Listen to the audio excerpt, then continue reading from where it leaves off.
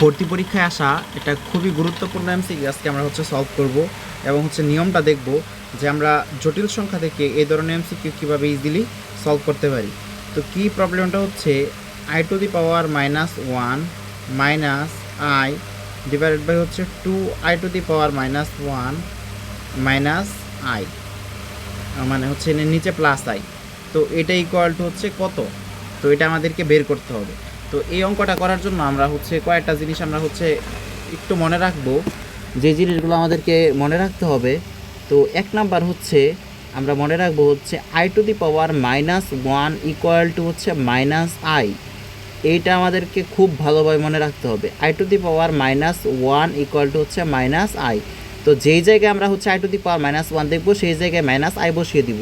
তো এটা যদি এখন আমরা সমাধান করি, দেখো উপরে কি হবে, আই টু দি পাওয়ার -1 আছে, তার মানে এখানে হবে মাইনাস আই, মাইনাস আরেকটা আই আছে, আর নিচে 2 I to the power minus I. I to the power minus I এর জায়গায় কী বসাবো, মাইনাস আই, আর নিচে আছে প্লাস আই, এটাই তো। তো এটা যদি এখন করি -2i, আর নিচে আছে -2i প্লাস আই। তো এখান থেকে থাকতেছে -2i, নিচে মাইনাস আই। তো মাইনাসে মাইনাসে কাটা, আই আই কাটা থাকতেছে জাস্ট 2। এটাই আমাদের আনসার। তো আশা করি আমরা সবাই বুঝতে পারছি।